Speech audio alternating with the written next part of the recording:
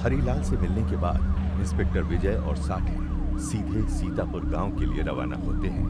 ये हरीलाल के साथ आखिर ऐसा किया किसने होगा? और कौन करेगा साहब?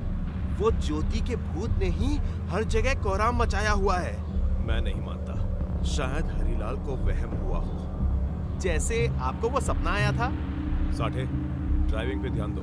पिछली बार की तरह फिर कहीं हम रास्ता ना भटक जाएं। गांव वालों से पूछते हुए जल्द ही वो श्री राम जी के मंदिर के पास पहुंच जाते हैं। मंदिर का एक आदमी उन्हें सूर्य प्रकाश जी के घर ले जाता है। प्रणाम बाबा, मैं पुलिस इंस्पेक्टर विजय हूँ और यह है कांस्टेबल साठे। हम दोनों समस्तीपुर गांव से एक केस के सिलसिले में आपसे कुछ पता करने आए हैं। पर मेरे बारे में आपको किसने बताया? मैं तो किसी पुलिस केस के बारे में जानता तक नहीं। वो मैं आपको बता दूंगा। मुझे किशन चंद के बारे में पूछताछ करनी है, जो वर्धा गांव के जमींदार हैं। किशन चंद का नाम सुनते ही वो चौंक पड़ते हैं। किशन चंद? क्या पता करना है आपको उसके बारे में? कुछ साल पहले वो अपना सब कुछ बेचकर चला गया, तब से उससे कोई बात नहीं है। एक नंबर का स्वार्थी और पापी इंसान था वो। हम उसी के बारे में पता करने आए हैं। थोड़ा विस्तार में बताइए पुजारी जी। किशन चंद यहाँ के सबसे बड़े जमींदार भवानी शंकर जी का इकलौता बेटा था। पिता एकदम साधु प्रवृत्ति के और वो उनकी संतान होते हुए भी असुर प्रवृत्ति का था। एकदम बेईमान और अय्याश किस्म का इंसान। भवानी शंकर ने उसे शहर पढ़ने भेजा, जिससे कि वो उनका कारोबार ठीक से संभाल सके और गांव वालों की मदद कर सके। लेकिन पढ़ाई लिखाई से उसका दूर दूर तक कोई संबंध नहीं था। उल्टा शहर से आकर तो उसके तेवर ही बदल गए। पता नहीं अपने आप को क्या समझता था। उसकी हरकतों की वजह से आए दिन उसके पिता को गांव वालों के सामने शर्मिंदा होना पड़ता था। गांव की लड़कियों को अपने प्रेम के झूठे मायाजाल में फंसाकर उनकी भावनाओं के साथ खेलता था वो। पूरा गांव उसकी हरकतों से परेशान था। लेकिन भवानी शंकर जी की दयालु प्रवृत्ति के चलते कोई उसे कुछ खास कह नहीं पाता था। बढ़ती उम्र के साथ भवानी शंकर को किशन चंद की चिंता सताने लगी थी।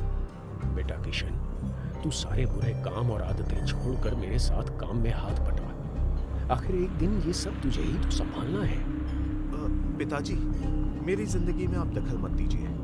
वक्त आने पे मैं सारी जिम्मेदारी उठा लूंगा, लेकिन अभी मुझे बख्श दीजिए। भवानी शंकर अक्सर यहाँ मंदिर आया करते थे। वहीं उन्होंने एक दिन ज्योति को देखा। क्या? पुजारी जी, आपने कहा ज्योति नाम की लड़की? हाँ बेटा, ज्योति अनाथ थी। यही मंदिर ट्रस्ट के कन्या अनाथालय में मेरी देखरेख में पली बढ़ी थी। इस मंदिर की देखभाल भी किया करती थी। स्वभाव से बहुत हंसमुख और प्यारी ज्योति सबका ख्याल भी रखती थी। उसके लिए तो हम उसका परिवार थे। एक बार जब भवानी शंकर यहाँ ठहरे हुए थे, उन्होंने ज्योति को देखा। ज्योति का सेवा और जतन भावना देखकर वो उससे बेहद खुश हुए। वो उसे अपनी बहू के रूप में देखने लगे। उन्हें लगने लगा यदि ज्योति की शादी किशन चंद से हो जाए तो वो सही रास्ते पर आ जाएगा। यही लड़की उनके बिगड़ैल बेटे को सुधार सकती है। भवानी शंकर जी ने किशन की शादी ज्योति से करा दी, लेकिन किशन इस शादी से जरा भी खुश नहीं था।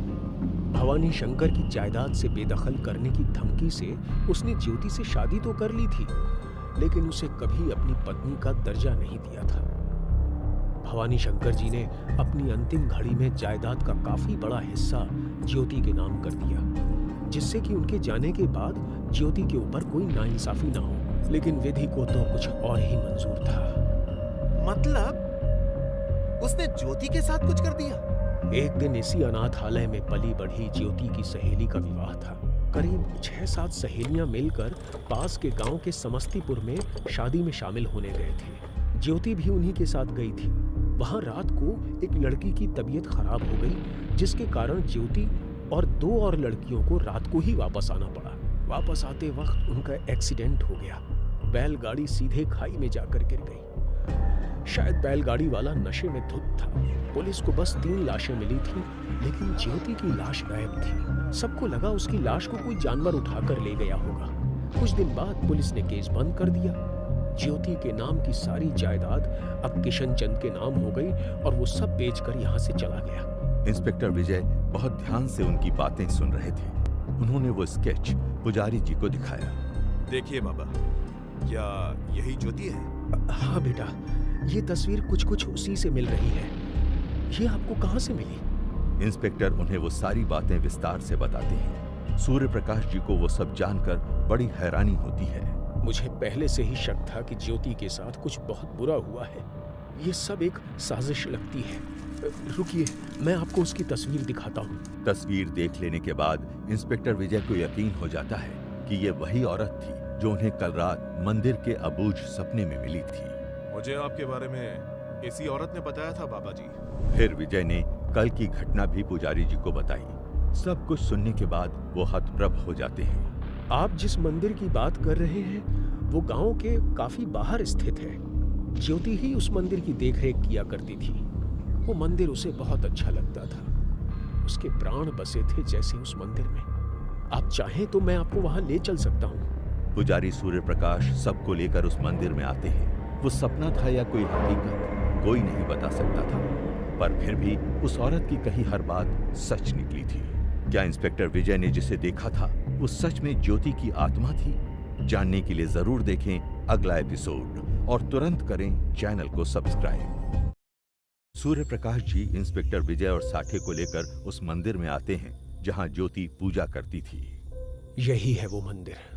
ज्योति के जाने के बाद कोई और इस मंदिर की ठीक से देखरेख नहीं कर पाया। देखते ही देखते ये खंडहर में बदल गया। वो मेरी बेटी जैसी थी, बहुत याद आती है उसकी। जिसने भी उसके साथ बुरा किया है कभी सुखी नहीं हो पाएगा। पर किसी ने ज्योति की या उसकी लाश की तलाश क्यों नहीं की? यहाँ तक कि पुलिस ने भी केस इतनी आसानी से बंद कर दिया। क्या किसी से पूछताछ हुई थी? नहीं बेटा, किशन चंद ठहरा जाना माना जमींदार। उसने कोई कसर नहीं छोड़ी मामले को रफा दफा करवाने की। उसे तो बस अपने जायदाद की पड़ी थी। ज्योति के जाने के बाद अब वो पूरी जायदाद का अकेला मालिक था और ज्योति की मौत के कुछ दिनों बाद ही वो नई दुल्हन ले आया। गांव वाले दो बात करेंगे यही सोचकर वो समस्तीपुर जाकर बस गया। मेरी अब एक यही आस है कि ज्योति को इंसाफ मिले। जैसे आप मुझे बता रहे हैं, मुझे आभास हो रहा है कि उसकी आत्मा को अभी मुक्ति नहीं मिली है। शायद उसकी आत्मा कुछ कहना चाह रही है। अरे सूर्य प्रकाश जी, आप किसे बोल रहे हैं? हमारे साहब को तो आत्मा और भूत प्रेत जैसी चीजों पे कोई यकीन ही नहीं है। ये बात अलग है कि इन्हें इस मंदिर और आपके बारे में ज्योति के भूत ने ही बताया था। साठे, इधर साठे और सूर्य प्रकाश जी पूरे मंदिर का मुआयना कर रहे थे। उधर विजय अब भी सोच में डूबे हुए थे। क्या वो सच में कोई ख्वाब नहीं, पर स्वयं ज्योति की अतृप्त आत्मा थी जो मुझे इस मंदिर में लेकर आई थी? लेकिन ख्वाब में भी मुझे सूर्य प्रकाश जी और सीतापुर के बारे में संकेत कैसे मिल गए? क्या ज्योति हमें कुछ बताना चाहती है? तभी विजय को कुछ याद आता है। सूर्य प्रकाश जी, क्या आपको पता है ज्योति के केस की फाइल कहाँ मिलेगी? हमारे गांव में तो बस एक छोटी सी चौकी है। ज्योति का केस बगल वाले गांव के थाने में ही दर्ज कराया गया था। आपको वहीं से उसकी फाइल मिल जाएगी। उस रात जब ज्योति दूसरे गांव अपनी सहेली की शादी पे गई थी, और कौन सी सहेलियां थी उसके साथ? करीब 6-7 औरतें गई थीं, जिसमें से 2 की मौत ज्योति के साथ ही हुई थी। बाकी उस रात वहीं रुकी थी। क्या ज्योति की बाकी सहेलियां अभी भी गांव में ही रहती हैं? हाँ, ज्योति की कुछ सहेलियां अभी भी यहीं हैं। ज्योति की बाकी सहेलियों से भी पूछताछ करनी पड़ेगी। शायद उन्हें उस रात के बारे में कुछ पता हो। और वहीं हरिलाल के घर पे। आप क्यों ऐसी हालत में खेत पे जाने की हट लगा रहे हैं? फसल की रखवाली तो करनी ही पड़ेगी। तुम ज्यादा चिंता मत करो। अब मेरी तबीयत पहले से काफी बेहतर है। हरिलाल की पत्नी ने ना चाहते हुए भी उसके खेत में जाने का इंतजाम कर दिया। दिन ढलने के साथ ही वो खेत में जाकर पहरा देने लगा। उसने अपने पास ही एक अलाव जलाया और बगल में खटिया डाल दी। रात सुस्ती से बीत रही थी। आज पेड़ों की सरसराहट भी हल्की थी। कुछ ही पलों में रात अंधेरे के आगोश में डूबने लगी। हरिलाल की भी आंख लग गई। अचानक उसे खेत के पास से किसी औरत के चीखने की आवाज सुनाई पड़ी। वो हड़बड़ाकर उठ बैठा। कौन है? कौन है वहां? हरिलाल को अपने दिल की धड़कनें भी सुनाई दे रही थी। भय से उसका सीना फटा जा रहा था। तभी उसे फिर वही चीख सुनाई दी। इस बार और जोर से, जैसे वो कहीं पास से आ रही हो। कौन है? मैं कहता हूं सामने आ। उसने पीछे के खेत में एक हलचल महसूस की। हिम्मत करके वो पीछे की ओर मुड़ा। उसे अपनी आंखों पे विश्वास नहीं हो रहा था। हरीलाल ने अपनी लाठी नीचे की और उसके पास चला गया। आप रो क्यों रही हैं? कौन है आप? वो औरत जो अब तक रो रही थी एकदम से चुप हो गई। उसने अपनी गर्दन एक तरफ झुकाई और अपना घूंघट सरकाते हुए बोली, मुझे पहचाना नहीं हरीलाल? मैं हूँ ज्योति। ये कहानी जारी रहेगी। जरूर देखें हमारा अगला एपिसोड और तुरंत चैनल को सब्सक्राइब करें। डॉक्टर विजय और साठे ज्योति की सहेलियों से पूछताछ करने जा रहे थे। सर, मुझे नहीं लगता यहाँ हमें कोई सुराग मिलने वाला है। उस रात को ज्योति के साथ जा रही दोनों सहेलियां दुर्घटना में मारी गई थी। फिर दूसरी सहेलियों से हमें क्या मदद मिलेगी? साठे, हमेशा की तरह तुमने कुछ ज्यादा ही जल्दी अपने हथियार डाल दिए। अभी तो तहकीकात शुरू भी नहीं हुई है। जब यहाँ तक पहुँच गए हैं तो आगे भी कामयाब होंगे। तुम बस देखते जाओ। दिन भर की तहकीकात के बाद शाम दोनों समस्तीपुर थाने वापस आ गए। इंस्पेक्टर विजय ने पटवारी किशनचंद को थाने में पूछताछ के लिए बुलाया था। आखिर अब क्या पूछना है इंस्पेक्टर? जो कुछ था आपको उसी दिन तो बता चुका हूँ। एक अनपढ़ गवार किसान ने आपको कुछ भी उल्टा सीधा बता दिया और आपने मुझे परेशान करना चालू कर दिया। कुछ हफ्ता पानी चाहिए तो सीधे तरीके से बोला करिए ना। ज्योति को मार के कहां दफनाया था किशनचंद? किशनचंद कुछ क्षण के लिए शांत रहता है। फिर वही बात, कितनी बार बता चुका हूं तुम्हें, मैं किसी ज्योति नाम की औरत को नहीं जानता। अच्छा हाँ, तो तुम ज्योति को नहीं जानते? तो फिर ये तस्वीर में कौन है देखो। इस औरत के साथ ये तुम ही तो हो ना? किशनचंद की आंखें फटी की फटी रह जाती हैं। ये तस्वीर तुम्हारे पास कहां से आई? लगता है आपको भूला बिसरा सब कुछ याद आ रहा है पटवारी साहब। वो मैं। वो क्या? ये तुम ही हो और ये तुम्हारी पहली पत्नी ज्योति, जिसके कत्ल की तुमने साजिश की थी। नहीं, ये फोटो नकली है। तुम सब मुझे कत्ल के झूठे केस में फंसाना चाहते हो। मैंने किसी को नहीं मारा। अच्छा, कोई बात नहीं, चलो उस बात को जाने देते हैं। आपकी तबीयत कुछ ठीक नहीं लग रही है। हाँ, वो मुझे कुछ दिनों से बुखार आ रहा है। काम भी बहुत रहता है ना, आराम नहीं कर पाया हूँ कई दिनों से, तभी। ओह, कोई बात नहीं, चलिए आपको हम सीतापुर की सैर करा लाते हैं। आपका मन भी बहल जाएगा और कुछ पुरानी यादें भी ताजा हो जाएंगी। कौन सी यादें? मैं नहीं जानता सीतापुर कहाँ है। मैं वहां कभी नहीं गया। ये तो अजीब बात है, क्योंकि ये मोहतरमा कह रही हैं कि ये आपको जानती हैं। तभी केबिन में एक औरत प्रवेश करती है। किशनचंद उसे देखकर उठ खड़ा होता है। अरे, अभी तो आप कह रहे थे कि आप सीतापुर कभी गए ही नहीं, फिर आप इन्हें कैसे पहचानते हैं? किशनचंद समझ चुका था कि उसका खेल खत्म हो गया है। वो बिना कुछ बोले अपनी कुर्सी पर बैठ गया। तो जैसा कि आपने बताया, ये रश्मि जी हैं, ज्योति की पुरानी सहेली। ज्योति की कई सारी सहेलियां थीं। आप ठहरे सीतापुर के नामी जमींदार की तमाम जायदाद के मालिक। कई सारी औरतें आप पर फिदा थीं और आप बखूबी उनका फायदा उठाते आए थे। आपने शादी से पहले ज्योति की कुछ सहेलियों को भी अपने प्रेम के माया जाल में फंसाया था। उनमें रश्मि और मीना भी शामिल थी। इन दोनों को ही इस बात की खबर नहीं थी कि आप दोनों के साथ ये खिलवाड़ कर रहे हैं। जब भवानी शंकर ने आपकी शादी ज्योति के साथ तय की, तो मन ही मन मीना को ज्योति से बहुत ईर्ष्या हुई। आपने उसे ज्योति के खिलाफ और ज्यादा भड़का दिया और शादी करने का झूठा हवाला देकर ज्योति को मार डालने की साजिश में शामिल कर लिया। उससे तबीयत खराब होने का नाटक करवाया, जिससे कि शादी से लौटते वक्त उन तीनों को ठिकाने लगाया जा सके। पहले आपने रश्मि से ऐसा करने को बोला था, लेकिन उसने किसी भी प्रकार की मदद करने से साफ मना कर दिया और कुछ दिनों बाद शहर में उसकी शादी तय हो गई। लेकिन मीना इतनी खुशकिस्मत नहीं थी।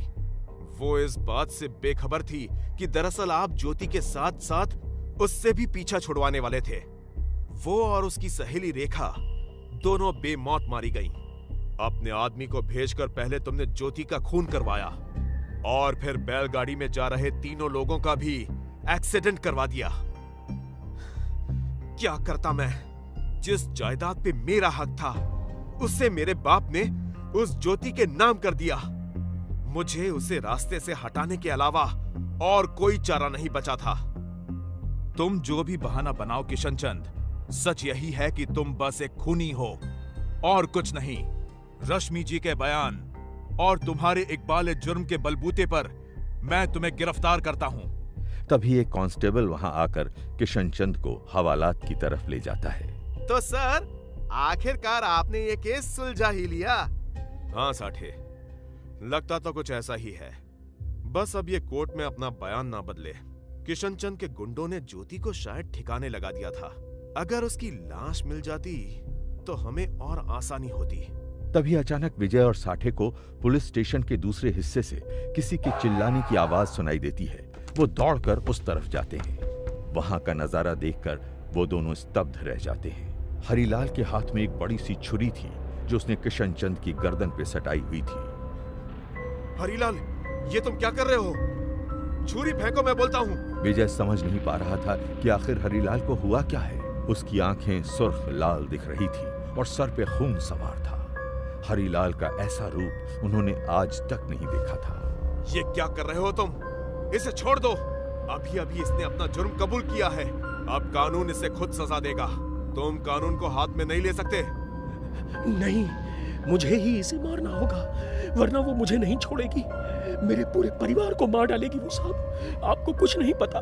किशन चंद हरिलाल के चंगुल से बचने की कोशिश करता है, लेकिन कोई फायदा नहीं होता। वो छुरी अब उसकी गर्दन के और नजदीक आने लगती है। छोड़ दो मुझे हरिलाल। क्या हरिलाल के हाथों ही किशन चंद मारा जाएगा? जानने के लिए जरूर देखें हमारा अगला एपिसोड। हरिलाल ने किशन चंद की गर्दन पर चाकू ताना हुआ था। पूरे थाने में भीड़ इकट्ठी हो गई थी और सब खड़े तमाशा देख रहे थे। अपने कर्तव्य के चलते इंस्पेक्टर विजय को किसी भी हाल में किशन चंद को बचाना था। उसने हरिलाल पे अपनी बंदूक तान दी। हरिलाल, मैं कहता हूँ छोड़ दो किशन चंद को, वरना मजबूरन मुझे तुम पे गोली चलानी पड़ेगी। साहब मार तो वो मुझे वैसे भी देगी, और मैं जी कर भी क्या करूंगा। इस आदमी की वजह से आज तक मेरे खेत में एक भी ढंग की फसल नहीं हुई। इसकी वजह से आज मैं सर से पैर तक कर्जे में डूबा हुआ हूं। मेरा जीना मरना एक समान है। कम से कम इसे मारकर अपने परिवार को तो बचा पाऊंगा। ये तुम क्या अनाप शनाप बके जा रहे हो? पागल तो नहीं हो गए हो हरिलाल? हाँ, मैं पागल हो गया हूँ। आज मैं इसे जिंदा नहीं छोड़ूंगा। चाकू किशन चंद के गले में धंसने ही वाला था कि तभी एक सब कांस्टेबल ने हरिलाल को बगल से पैर पे धक्का दे दिया। चाकू उसके हाथ से फिसल गया और किशन चंद और वो एक साथ ही नीचे गिर पड़े।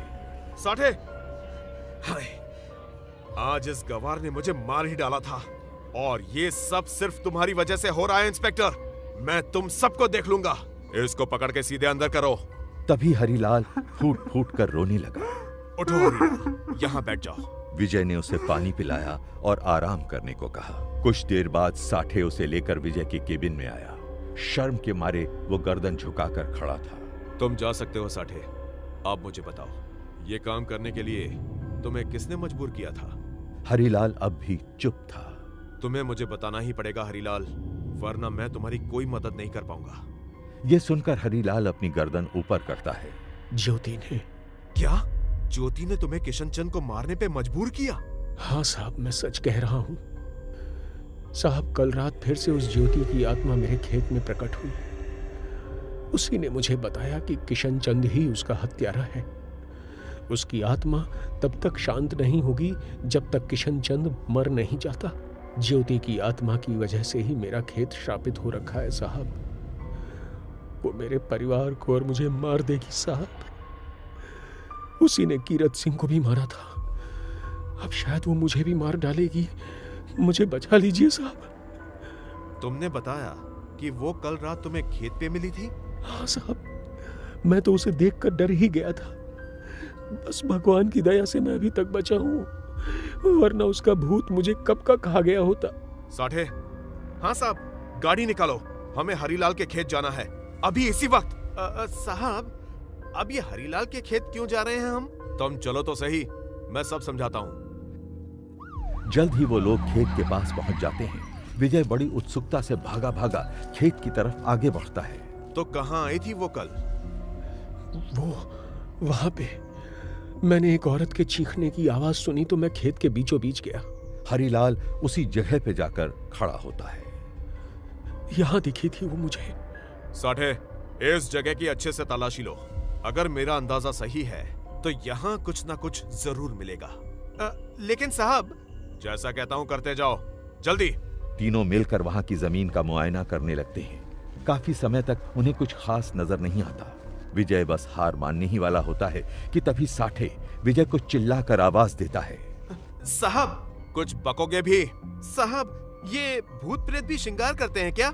इतना कहकर साठे अपनी बंद मुट्ठी खोल देता है। उसकी हथेली पर चांदी की एक चमकदार पायल रखी होती है। आगे क्या होता है जानने के लिए देखिए हमारा अगला एपिसोड, और हां, कीजिए हमारे चैनल को सब्सक्राइब। विजय ने उस पायल को उठाया और गौर से देखने लगा। मतलब कि कल जिस ज्योति की बात मानकर तुम किशनचंद को मारने चले थे, वो कोई भूत नहीं है? इससे तो यही लगता है साहब कि ज्योति मैडम अभी भी जिंदा हैं और किशनचंद से अपने ऊपर किए गए अत्याचारों का बदला ले रही हैं। सही समझे हो तुम साठे। इस सब में वो हरीलाल और पुलिस का फायदा उठा रही थी। इससे उसका बदला भी पूरा हो जाता और उससे खुद किशनचंद को मारना भी नहीं पड़ता। लेकिन साहब, वो कौन थी जिसने आपको सीतापुर के बारे में बताया था? अगर ज्योति जिंदा है तो वो सबको अलग अलग जगह पे कैसे मिल रही है? शायद उसके साथ कोई और भी इसमें शामिल है।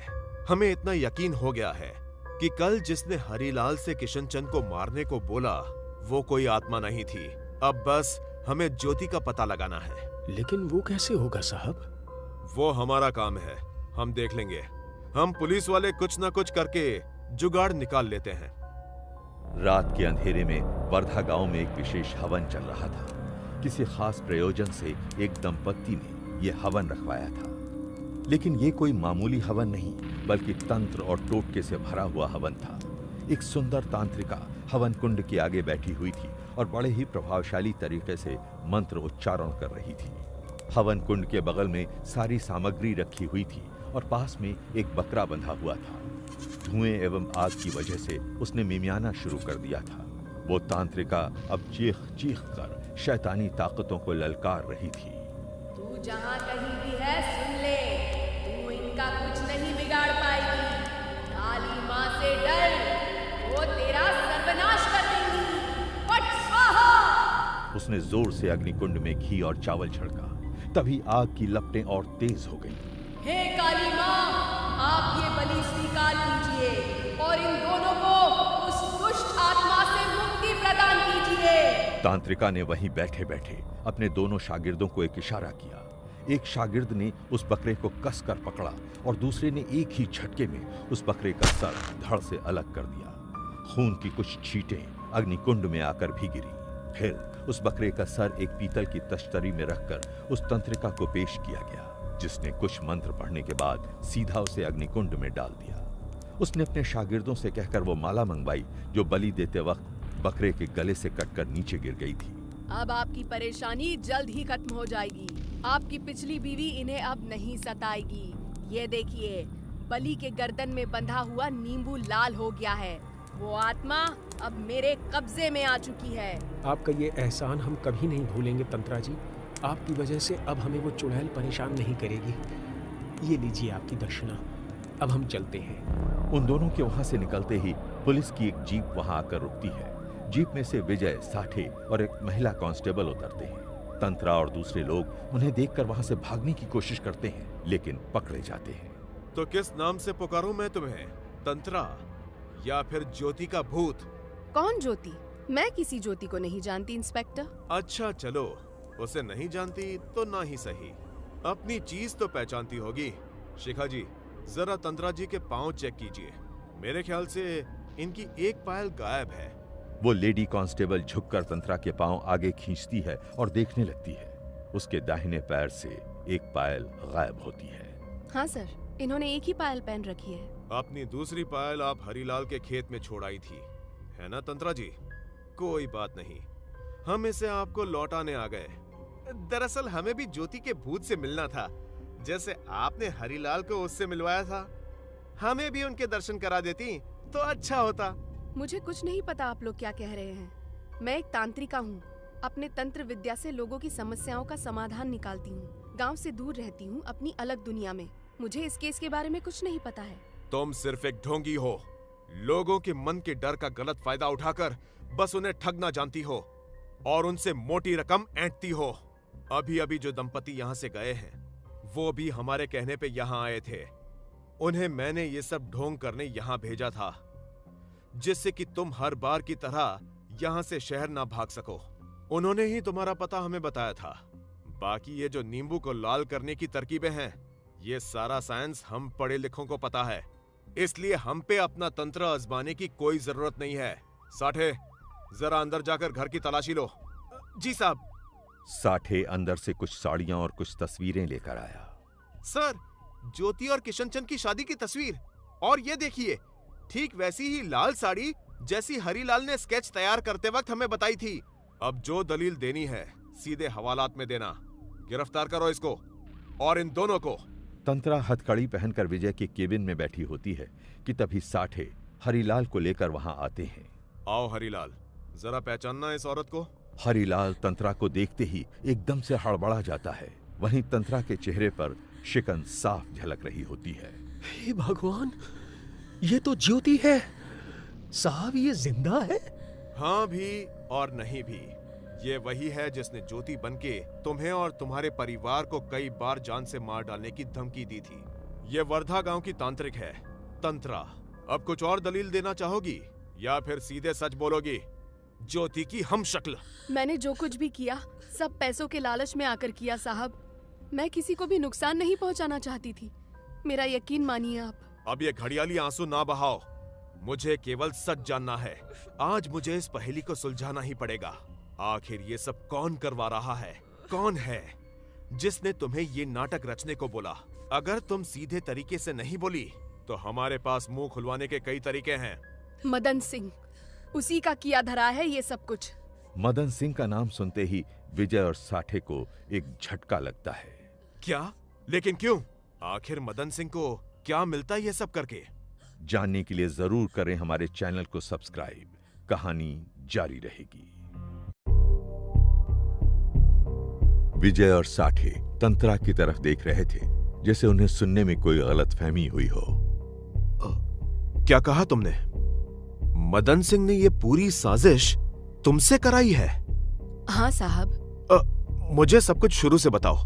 साहब, मैं तो बस एक तांत्रिका हूँ। मदन सिंह ने मुझे इस काम के पैसे दिए थे। उससे मैं 6 महीने पहले वर्धा गांव में मिली थी। विष्णु, तुम मुझे यहाँ क्यों लेकर आए हो? तुम्हें पता है मैं जादू टोटके में कोई विश्वास नहीं रखता। भैया, अगर आपको वो जमीन चाहिए तो एक बार इस तांत्रिका से मिल लीजिए।